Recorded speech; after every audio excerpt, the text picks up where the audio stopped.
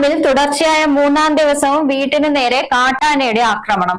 പുനരധിവാസ മേഖലയിലെ ബ്ലോക്ക് 13-ൽ താമസിക്കുന്ന ഗോപാലന്റെ വീടിനു നേരെയാണ് ആക്രമണമുണ്ടായത്. തിങ്കളാഴ്ച പുലർച്ചെ 3-ഓടെയാണ് സംഭവം. വീടിനോട് ചേർന്ന് ഭക്ഷണം പാചകം ചെയ്യാനായി നിർമ്മിച്ച ഷെഡ് പൂർണ്ണമായും കാട്ടാന തകർത്തു. ആക്രമണം നടക്കുമ്പോൾ വീടിനുള്ളിൽ കുടുംബാംഗങ്ങൾ ഉണ്ടായിരുന്നു. പുറത്തിറങ്ങാത്തതിനാൽ അപകടം ഒഴിവായി. പുരയിടത്തിലെ വാഴ ഉൾപ്പെടെയുള്ള വിളകളും കാട്ടാന നശിപ്പിച്ചു. 3 ദിവസത്തിനിടെ കാട്ടാന ആക്രമണത്തിന് ഇരയാകുന്ന മൂന്നാമത്തെ വീടാണിത്. തുടർച്ചയായ ആക്രമണങ്ങൾ പ്രദേശവാസികളിൽ കടുത്ത ആശങ്കയും ഭീതിയും സൃഷ്ടിച്ചിരിക്കുകയാണ്.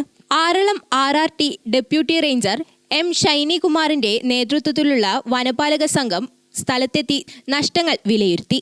ഫാമിലും പുനരധിവാസ മേഖലയിലും പകലും രാത്രിയും വ്യത്യാസമില്ലാതെ കാട്ടാന ശല്യം രൂക്ഷമാണെന്നാണ് പ്രദേശവാസികളുടെ പരാതി.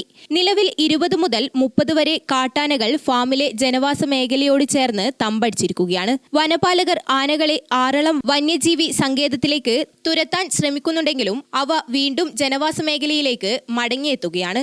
ജനങ്ങളുടെ ജീവനും സ്വത്തിനും സംരക്ഷണം ഉറപ്പാക്കുന്നതിനായി ശാശ്വത പരിഹാര നടപടികൾ അടിയന്തരമായി സ്വീകരിക്കണമെന്നാണ് പ്രദേശവാസികളുടെ ആവശ്യം. ഗ്രാമിക ന്യൂസ്, കണ്ണൂർ.